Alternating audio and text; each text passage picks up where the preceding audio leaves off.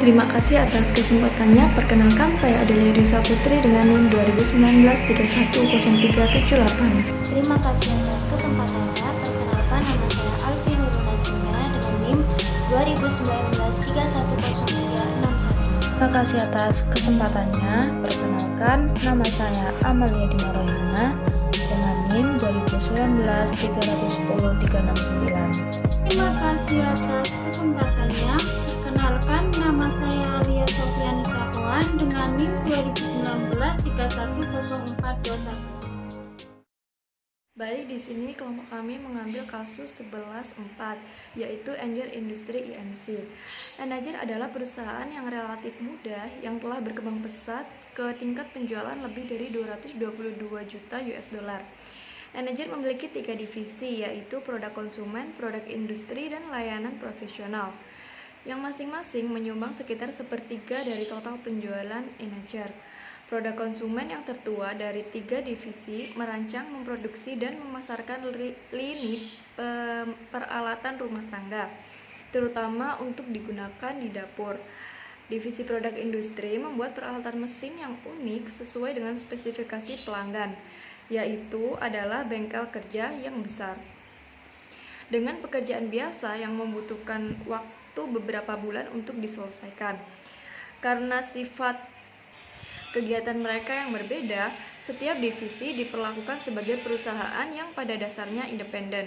Hanya ada beberapa manajer dan staf tingkat korporat yang tugasnya mengkoordinasikan kegiatan dari 3 divisi. Selanjutnya yaitu evaluasi kinerja.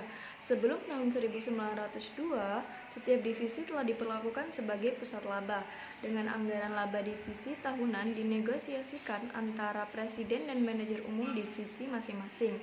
Mulai tahun 1902, setiap divisi diukur berdasarkan laba atas asetnya, yang didefinisikan sebagai laba bersih divisi dibagi dengan total asetnya. Total aset Enager dibagi lagi menjadi 3 divisi, karena setiap divisi beroperasi di fasilitas yang terpisah secara fisik, maka mudah untuk mengatribusikan sebagian besar aset, termasuk piutang, ke divisi tertentu. Nah, pada tahun 1901, Enager memiliki tingkat pengembalian aset akhir tahun sebesar 5,2%. Menurut Hubbard, ini berhubungan dengan pengembalian kotor sebesar 9,3%. Dia mendefinisikan pengembalian kotor sama dengan pendapatan sebelum bunga dan pajak dibagi dengan aset.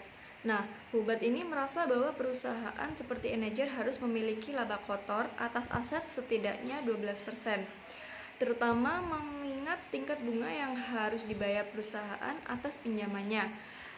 Oleh karena itu, dia menginstruksikan setiap manajer divisi bahwa divisi tersebut berusaha memperoleh laba kotor sebesar 12% pada tahun 1902 dan 1903. Untuk membantu menarik laba ke tingkat ini, Hubbard memutuskan bahwa proposal investasi baru harus menunjukkan pengembalian minimal 15% agar disetujui. Di sini saya akan menjelaskan mengenai hasil dari 1992-93. Hubbard dan Randall cukup senang dengan hasil pada tahun 1992. Tahun tersebut merupakan tahun yang sangat sulit bagi beberapa pesaing Enager. Namun, Enager telah berhasil meningkatkan laba atas asetnya dari 5,2% menjadi 5,7%, dan laba kotornya dari 9,3% menjadi 9,5%. Pada akhir tahun 1992, Presiden menekan manajer umum divisi produk industri untuk meningkatkan laba atas investasinya, menunjukkan bahwa divisi ini tidak memikul bagiannya. Manajer divisi marah dengan komentar ini dengan mengatakan bahwa divisi tersebut dapat memperoleh pengembalian yang lebih tinggi jika kami memiliki banyak mesin lama yang seperti dilakukan produk konsumen. Presiden telah menjawab bahwa dia tidak memahami relevansi pernyataan manajer divisi. Menambahkan, saya tidak mengerti mengapa pengembalian aset lama harus lebih tinggi daripada aset yang baru, hanya karena yang lama itu lebih murah.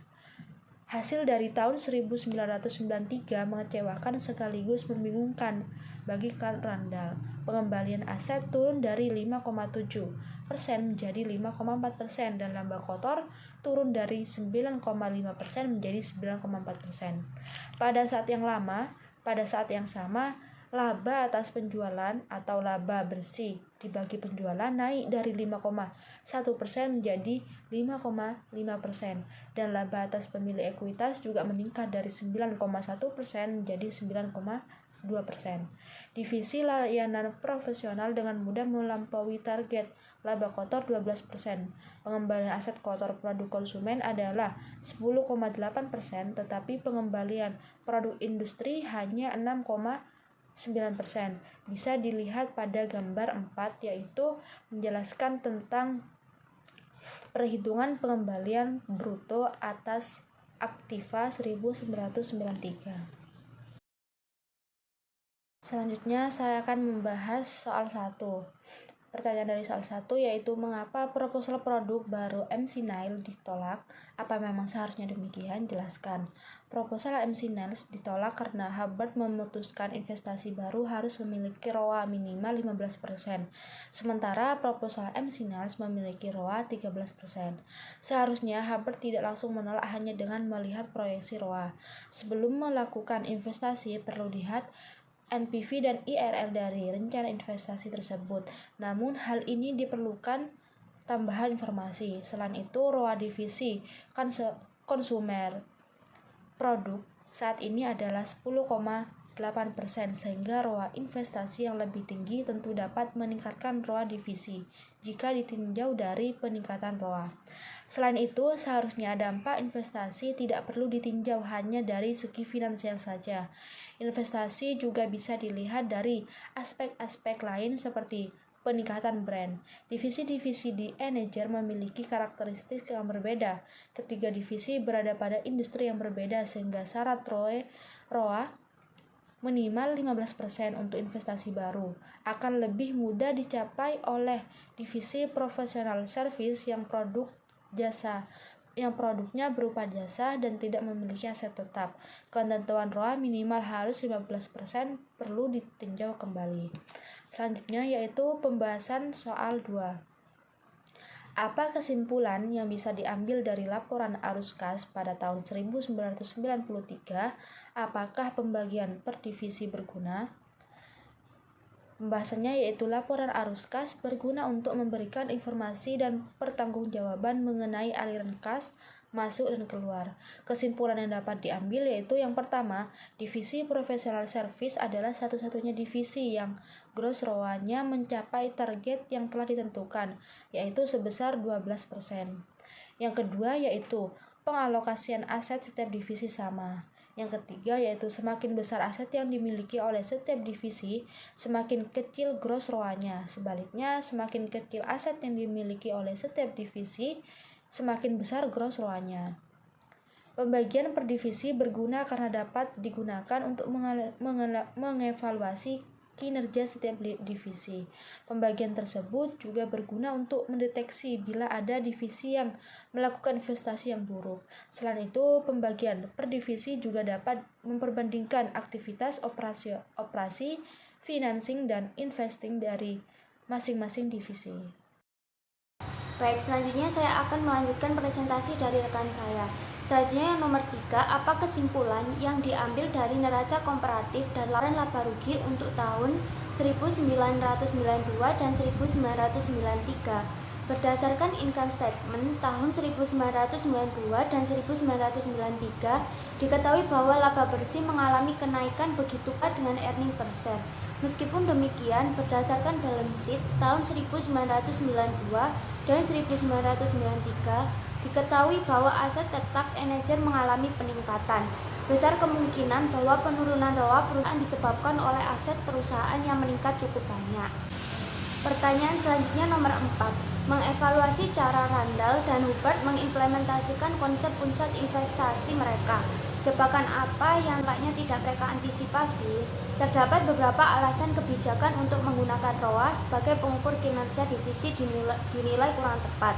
Yang pertama, Hubbard dan Randall menetapkan tarif ROA yang sama sebesar 15% untuk menilai kinerja setiap divisi. Padahal aktivitas dan kebutuhan industri masing-masing divisi adalah berbeda. Tentu saja profesional service diuntungkan dengan sistem ini, mengingat divisi tersebut tidak memerlukan peralatan seperti mesin-mesin seperti kedua divisi manufaktur lainnya. Selanjutnya yang kedua, manajer seharusnya tidak menggunakan nilai aset bersih yang tercantum dalam neraca sebagai menghitung ROA, sebab hal ini merugikan divisi yang menggunakan aset-aset baru, seperti divisi industrial produk. Aset-aset baru memiliki nilai aset bersih sebagai patokan perhitungan ROA yang lebih tinggi, padahal penggunaan aset tersebut mungkin relatif sama setiap tahunnya. Selanjutnya pertanyaan yang kelima, apakah jika ada yang harus dilakukan oleh Randall sekarang mengenai pendekatan pusat investasinya, Randall perlu mengevaluasi keefektifan penetapan ketiga divisi sebagai investment center. Sebaliknya, professional service diposisikan sebagai revenue center.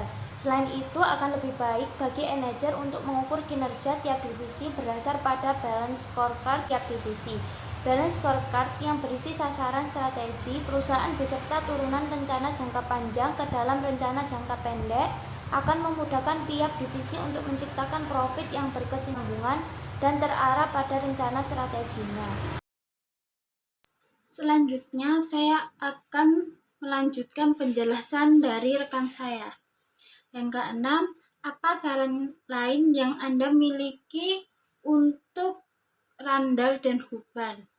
Jawabannya, balance scorecard yang telah disusun ini merupakan rencana jangka panjang yang dapat ditindaklanjuti dengan penyusunan target tahunan sampai dengan anggaran tiap divisi. Bisa saja manajer melakukan revisi terhadap rencana strategi bila hal tersebut memang diperlukan. Contohnya ketika kondisi ekonomi maupun strategi memungkinkan target tidak bisa dicapai, atau bahkan ketika target tersebut ternyata mudah dicapai.